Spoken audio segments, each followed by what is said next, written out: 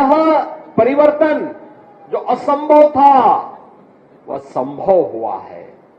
पिछली सरकारों की दंगा पॉलिसी को भी आप लोगों ने देखा है।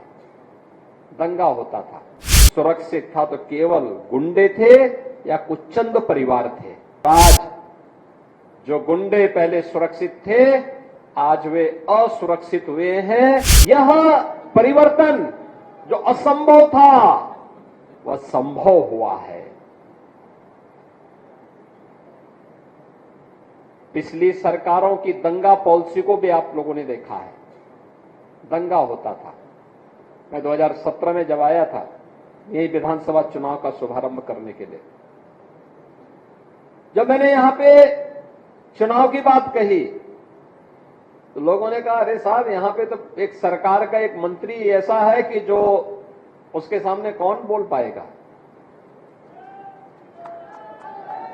यानी सरकार के संरक्षण में और आम जनता की आवाज को किस कदर बंद कर दिया जाता था।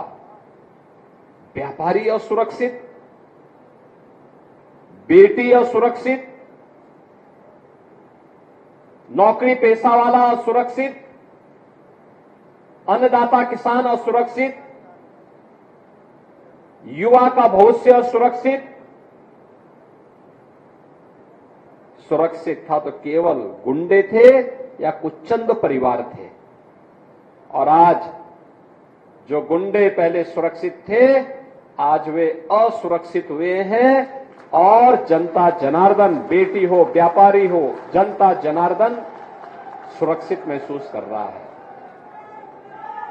एक वोट की कीमत है, एक वोट हमारी किस्मत को, उसकी तकदीर और उसकी तस्वीर को बदल सकता है और उसको या फिर उसको बर्बादी के रास्ते पर भी ले जा सकता है।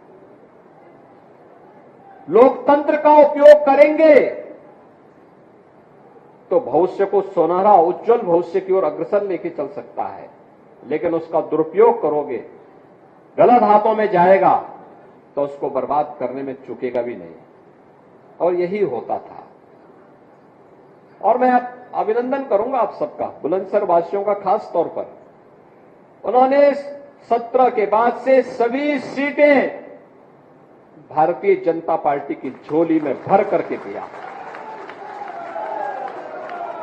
कोई सोचता था बुलंदशहर में गंगा एक्सप्रेसवे जाएगी, वह साकार हो रहा है। आप बुलंदशहर में बैठेंगे 6 घंटे में। इस वर्ष के बाद, इस वर्ष के अंत तक ऐसा प्रयास हो रहा है कि प्रयागराज में अगले वर्ष कुंभ का आयोजन होगा, तो उस कुंभ के आयोजन में बुलंदशहर के लोग 6 से 8 घंटे में सीधे पहुंच जाएंगे। Subscribe to Midday India. Get direct notifications on all our videos by clicking on the bell icon.